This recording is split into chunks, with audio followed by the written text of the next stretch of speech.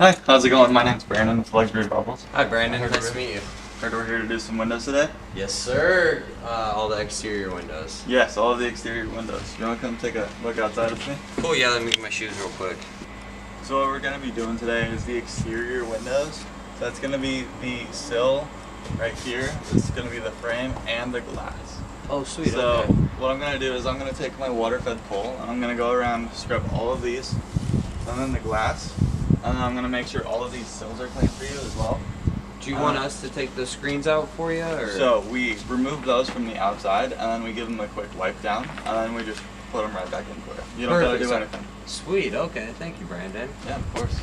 Cool, or is there anything else that you need from me? No, nothing right now. I'll come get you when I'm done. Perfect, thank you. Thank you. Thank you. Brandon gently places the ladder on the gutters so we're not scraping any of the paint off the gutters. And he's going up with his gutter guard. This acts as a barrier between the gutter and the ladder, preventing any scratches from painted gutters.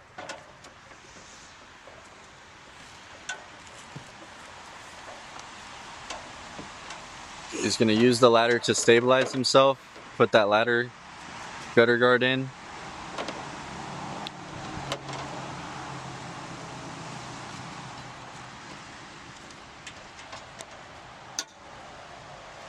What he has in his hand right now is a ladder strap. He's going to mount this underneath to a truss and secure it to the ladder. This is needed every single time you set up a ladder.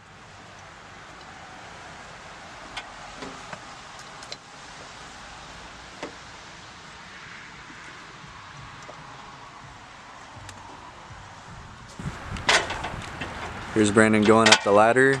He's maintaining 3 points of contact on the ladder at all times, even when he has his hands full. This guarantees ladder safety. You never have to worry about being on the ladder. Alright guys, so what we're going to do right now is we're going to find where the stud is. You can kind of hear when there's... You hear the difference here? That hollow noise is where your stud is. They're roughly 24 inches apart. So what we're going to do is, right here where the stud is where we're going to mount our anchor. And so what we're going to do is put nails into each of these holes with the hammer. So we'll hammer it all down, and then it'll all be secured. Alright, so once we're ready to take this out, we'll get all the nails out of there. And we'll take this pry bar, and you always want to do it on the top shingle, so there's one lower, one higher. And then you just kind of go at an angle. And then once you have it kind of popped up a little bit, you're going to want to take your flashing, which is this right here, and you'll want to do double rainbow. So you'll start on this corner like that, and then one more up here. That way the water can still drain out. And you'll just slide it underneath where those holes were up here. And you want this flashing to go all the way under until you can't see it anymore. And what that's going to do is prevent it from leaking and having unhappy customers. So what we're doing right now is we're brushing the horizontal lines of the shingles. That's typically where you're going to see moss growth. He's using the corner edge of the brush. That way we can ensure getting just simply that area, so we're not damaging all of the granules on the shingles. So Brandon's using the other end of the brush, the crowbar right now, just because that moss is way too fresh to get off the roof. And so using that will kind of break that moss off a little bit easier rather than having to use the brush. And it just saves you some time. If needed, if the moss isn't coming off with the crowbar, try brushing afterwards. You can guarantee a clean roof then.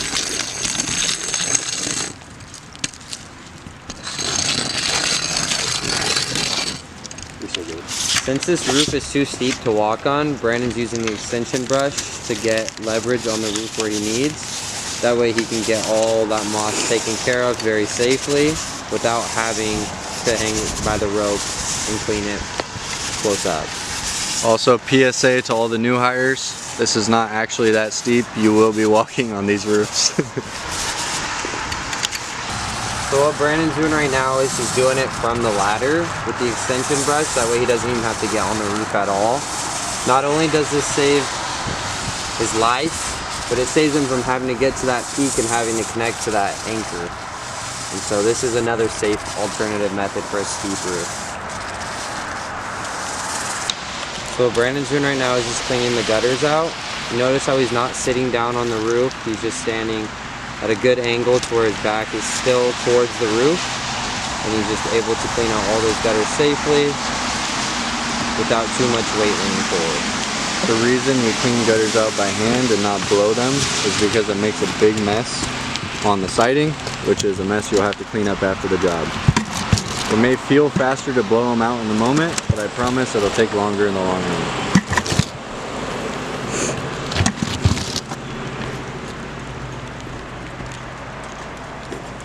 You can see the pace at which Brandon's working.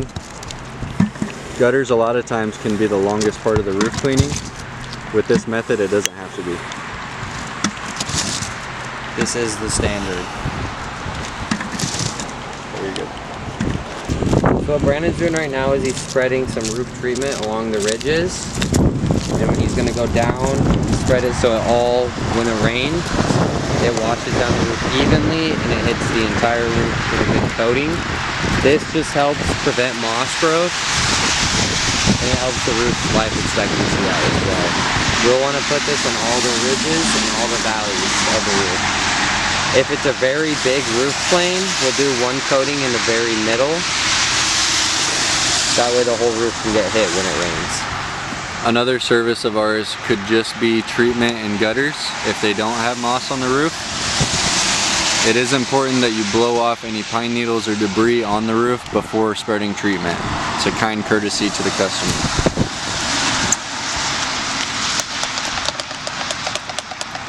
So what Brandon's doing right now is he's going to remove the screens. You want to make sure you push the screen towards the other window side. Once that's pushed in, you'll have a little bit of a lip to put your pry bar into the gap. And then you can pop that one corner out, and then from there, you just push in the top, and then the other end will come out as well. You'll notice he didn't try to bend the screen.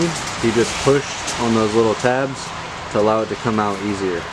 The screens will bend if you try to mess with them too much.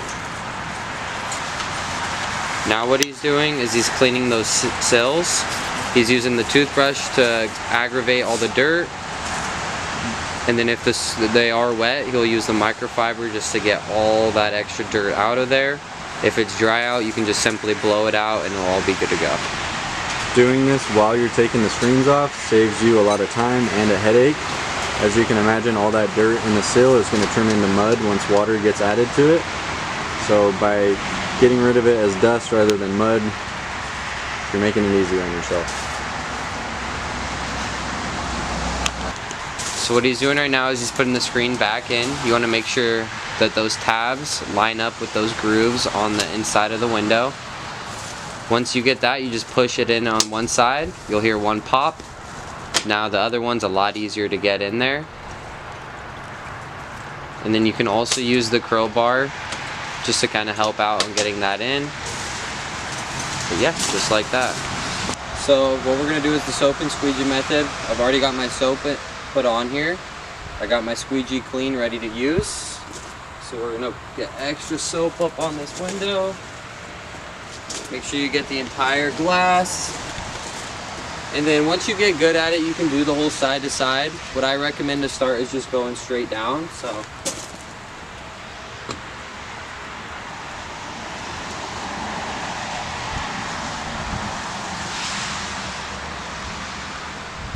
like that. And you're going to want to wipe your squeegee. Recommend having a microfiber on hand.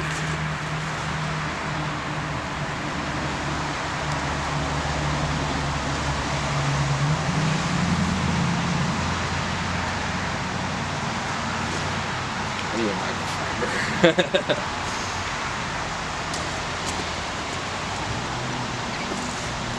Just like that. Looks great. So our other method of cleaning windows is with this water-fed brush. This is powered by the big tank of water in your truck. There's going to be an extra shut-off valve right here, so you're able to shut the water off when you need it, and you won't be burning all the water in your truck. The first thing that we're gonna check when we get to the job site is the TDS level. So how to use this is you're gonna pull off this little cap. You're gonna rinse it out first. Make sure none of that old water is still in there. You're gonna click that on-off button. Wait for it to calibrate. Fill this up with some water, and then you're gonna test it. And then it should already be from the shop below 10. If it's over 10, call Austin or Jeremy, and they'll tell you what to do. Cool, so that TDS read 5, so we're in the clear. I'm gonna first wet down my window, and then go in with the frames. Do a good thorough scrub of all the frames, get all the gunk out of the sill. And then just go in an up and down motion to clean the windows. I'm gonna go over this twice. And the most important part of the window cleaning is the final rinse. Since we have spotless water, this is gonna dry with no water spots as long as you do a thorough rinse.